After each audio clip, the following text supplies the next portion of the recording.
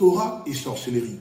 On va lire Matthieu chapitre 4, versets 13 à 17. On va lire ça. Ok? Et je fais mention d'une ville, Capernaum. Capernaum est l'endroit où Yeshua fait sa résidence. D'accord? En hébreu, c'est Capharnaüm. Capharnaüm. Ok? Capharnaüm.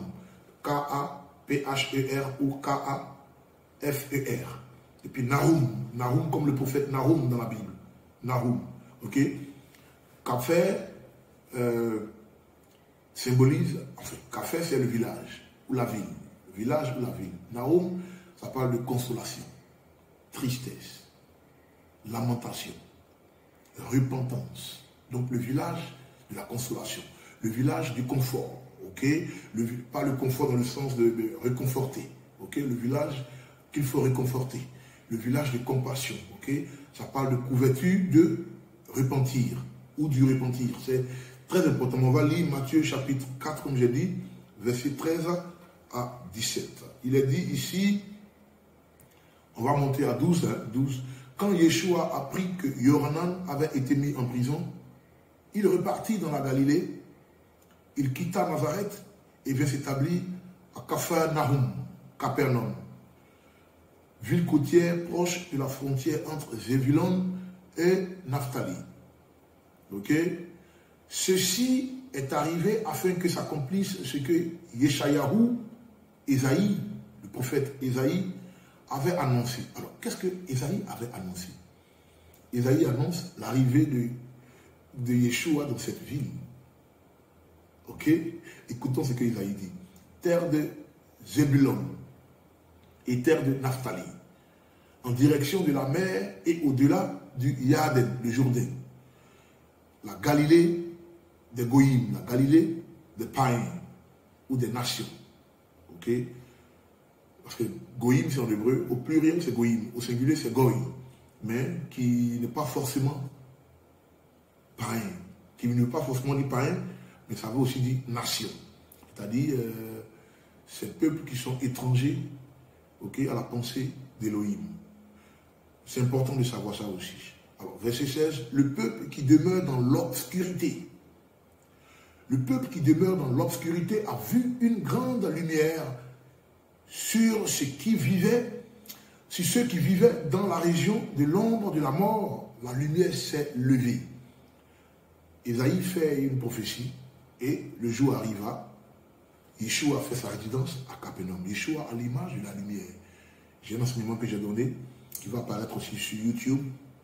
Hein? Yeshua est la lumière. Il faut expliquer ça aux gens. Comment est-ce qu'il est la lumière? D'accord? Et donc, vous avez Ésaïe qui prophétisait déjà au préalable. Ok? Sur cette ville de Capernaum qui est assombrie. Ok? Qui est l'ombre d'elle-même, qui va même, disons, dans l'ombre de la mort. Ok? Qui est remplie de débois, de débauche, qui est remplie des choses, qui fait des choses contre nature. D'accord? L'arrivée de Yeshua dans cette ville n'est pas anodine. Il faut préciser. Ok? Et on parle de Torah et sorcellerie. Capernaum est une ville où était remplie de magie. Ok? Une ville remplie de sorcellerie parce que Capernaum s'est carrément détourné de la présence d'Élohim. Capernaum est la ville où c'est la ville du Nord, hein, quand on parle de la ville du Nord, parce que quand Ephraïm et Juda, ok, Roboam et Jéroboam est de la tribu d'Ephraïm, et puis Roboam est de la tribu de Juda, la tribu de la royauté. Quand ils ont ce clash, Roboam va dans le nord, il siège en Samarie. Quand on dit Samarie, voilà Capernaum. C'est le nord en fait. D'accord? C'est le nord. Et donc, ils s'étendent dans le nord et ils font leur base là-bas. Vous voyez, on parle de Zébulon et Naphtali. Samarie est la ville qui a accueilli les 10 tribus en rébellion. Parce que quand nous avons les festivals, ok, selon le calendrier biblico-hébraïque, nous avons les 7 fêtes de l'Éternel. Et les 7 fêtes regorgent 3 festivals. Nous avons la Pâque, Pessah en hébreu, qui le lendemain donne naissance à la fête des pains sans levain, ok, Chag Hamatzot, et le surlendemain donne naissance à la fête des prémices, Chag Abikurim. Donc Pessah, ok, fête des pains sans levain et la fête des prémices. Premier festival, Pessah, la Pâque. Deuxième festival, nous avons 49 jours après la Pâque, la fête de Shavuot. C'est important de savoir ça. Ce que certains appellent Pentecôte. Et nous avons aussi la troisième fête, le troisième festival, la fête de Sukkot, la fête des tabernacles, ou la fête des tentes, ou la fête des gîtes. Ces trois festivals, il était recommandé, d'ailleurs il est recommandé parce que le temple sera reconstruit, il était recommandé d'aller à Jérusalem pour faire ce festival. Et donc, dans le temple, bien sûr. Le temple, il est détruit, mais il sera reconstruit. C'est très important de savoir ça aussi. Ézéchiel nous élabore ces données, c'est merveilleux. Hein? Ézéchiel, chapitre 42, 43, 44, 45, 46, Ézéchiel. Et puis, Ephraïm, hein, au travers de Jéroboam, il va loger en Samarie. Et lorsqu'il est là-bas, quand il y a les festivals, il ne descend pas à Jérusalem. Pour quelle cause? La raison, c'est qu'il disait comme ça que il a peur que les autres 9 tribus qui sont avec lui ça fait 10, les autres 9 tribus se mettent derrière Roboam, derrière Juda et Ephraïm. Et donc, il avait peur de ça. C'était son alibi à lui. Donc, il est resté en Samarie. Ils ont même fait... ils se sont confectionnés des veaux d'or. Qui se souvient du désert du Sinaï, où Moïse, descendant du mont Sinaï, il constate que le peuple qui l'attendait au bas de la montagne du Sinaï était en train de se confectionner un veau d'or avec l'accord de Aaron. Ce jour-là, il y eut 3000 morts. Ok, l'idolâtrie. Ok, Avodazara. C'est le même scénario que Ephraïm et les autres tribus du nord font. Et là, il rentre là dans l'Avodazara, encore, il rentre là dans l'idolâtrie. C'est important encore de savoir ça. Par exemple, quand nous avons la fête de Pâques, je raconte du n'importe quoi, nous avons la fête de Pâques le 4 avril, Ephraïm se faisait la même fête, mais 2 jours après, ou 3 jours après, le 7 avril, mais en ne descendant pas à Jérusalem. Il restait en Samarie pour célébrer la fête. Et il avait des dieux qui se sont inventés. Vraiment, c'était du n'importe quoi. Et donc, avec tout ça, la ville, avec les villes voisines de la Samarie, il a commencé à avoir des activités contre nature. Le péché s'est accru et cette ville s'est assombrie en touchant les autres villes. Et donc, Capernaum en faisait partie. Donc, Yeshua arrive. C'est ce que nous lisons dans Matthieu chapitre 4, versets 13 à 17. Quand Yeshua arrive dans cette ville, c'est la lumière qui arrive dans cette ville. Okay? Donc, Isaïe avait déjà prophétisé cela. Et je fais mention de ça parce que c'est très important. D'accord? Donc, Capernaum, qui veut dire village de réconfort dû à la tristesse qui s'y trouvait. Mais hélas, c'était Ephraïm. Ephraïm est l'un des enfants de Jacob. Ephraïm, il est l'un des enfants de Joseph qu'il a eu en Égypte. Manassé, le plus grand, et Ephraïm. C'est Ephraïm qui porta le nom de son grand-père Jacob. C'est quand Jacob arrive, ceux qui connaissent l'histoire, il impose les mains à Ephraïm. Ok, même Joseph qui dit, mais non papa, c'est le plus grand qui est là, Manassé. Le père dit, non mais je sais, c'est le plus petit qui va recevoir à cause du nom qu'il porte déjà. Ephraïm, ça veut dire fécond. Quand on parle de fécondité, on parle de succès. Ok? Et ça inclut le nom El Shaddai. El Shaddai qui a pour racine Shad.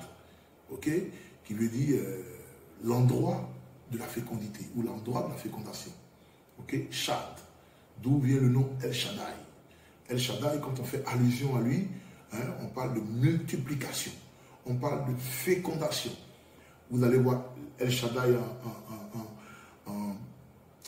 en profondeur dans ce passage qui dit soyez féconds, multipliez-vous et remplissez la terre. Ok?